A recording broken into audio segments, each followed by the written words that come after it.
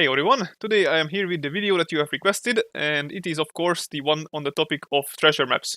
Now, treasure maps are an interesting topic for me because as far as I have seen, people are fairly divided into two major groups. One is the group that don't even know what treasure maps are used for or why they should care at all, and the other one is the guys who always look for treasure maps for some easy caps together because they are actually vivid treasure map hunters.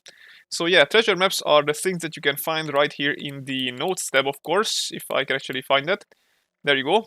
You've got, of course, one sort of treasure map, well, not one, but multiple treasure maps for every single location.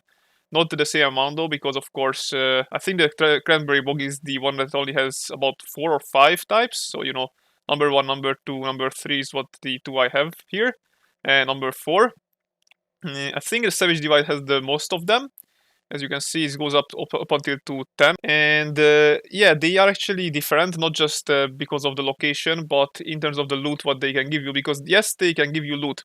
Well, I will get to that in a second. But first of all, let's discuss where you can get treasure maps.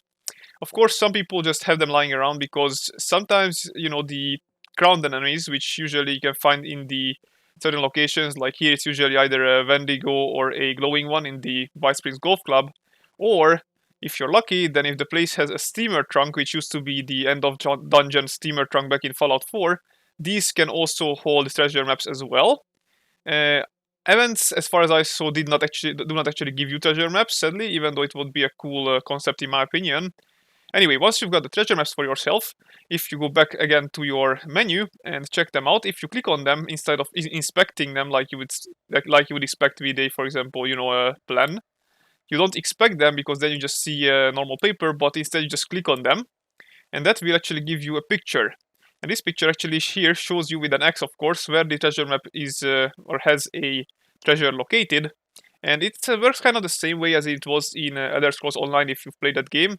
Basically, the treasure map sort of mount is always there, but you cannot interact with it unless you actually have the treasure map for yourself. And if you have multiples of them, like for example here I've got 3 of the same type, then you can just spam click the same exact dirt mound and excavate it as many times as you've got treasure maps for it. And each time it will give you a reward, and it's gonna be something different.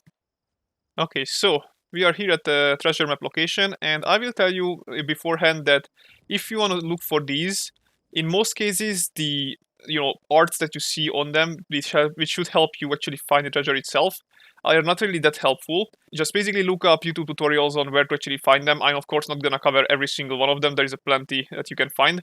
I do recommend saving up at least 4 or 5 for every single location if you wanna go to that, because going to a location with just 1 or 2 maps isn't really worth it. For this one, I've got 4 right here in the cranberry bog, so I'm gonna excavate here. This is the number 3. So as I said, as many times as you've got it gathered around, then you can click 1, 2, 3, 4, and then it disappears and can no longer excavate this site. Now, as you can see, I actually got myself one of the rarest items that you can get out of this, and this is why I actually came to the cranberry bog location itself, because if you remember back in the days, but actually it's been 2 times now. First, it was in the winter event, the Standard Scorch, when from the gifts that you could get from that event, there was a chance that the plans for the T51, T45, and the Raider power armor to build them, not the mods themselves, was dropping. And those actually drop from both the Mire and the Savage Divide treasure maps, the plans for those power armors. However, the Cranberry Bog is the only location where the plans for the T60 drops. And this is why this location is so valuable, because back in the day when those gifts were there, the T60 plans were not included in the rewards list. And even though the event came back sort of with the treasure hunter event and the mole miners, it added the exact same drop loot. So you had plans for the T45, T51, and Raider power armors, but not for the T61. And that's why the Cranberry Bog treasure maps are the most valuable, because they can actually yield you one of these rare plans. As you can see, I actually just got a T60 chess piece plan right here. This is very, very rare.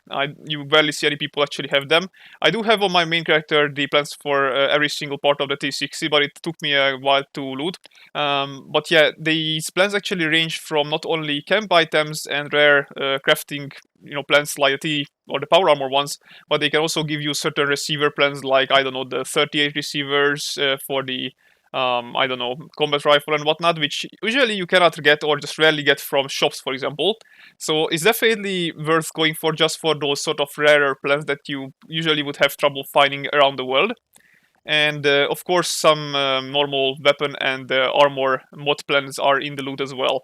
Right now, we'll be testing what sort of items you get from these mounts because we have 7 iterations of it. So let's see. Number 1, as you can see, you've got some ammunition, you've got a certain weapon, you get a certain armor, you get more ammunition for that for another weapon. No, okay, so there is the weapon for it. So I got 2 weapons and both of them had ammunition in them. Some junk, that's a gold-plated flip rider. And overdrive, that's also a drug that you usually get a drug as well with it, but I think it's not completely standard. But as you can see, I didn't get a single plan this time. So actually, plans aren't always a given either. Now I got a mod, not a plan. Some ammunition. I'm guessing there's going to be a weapon for it. There we go, a pipe rifle. I don't know why it's called pipe, because there's a pipe melee weapon there as well, but whatever. I've got some wood armor. I've got some 10mm, so there's going to be, there we go, a pistol. And what else? Some random junk again. And I think that's it. Alrighty, so to sum up our investigations in these ones, I don't know if I'm actually decided to include everything that I found out here in sort of a demonstration video, but the conclusion to it is that the loot pool is pretty much the same for every single location regarding the sort of weapons and whatnot that you can get.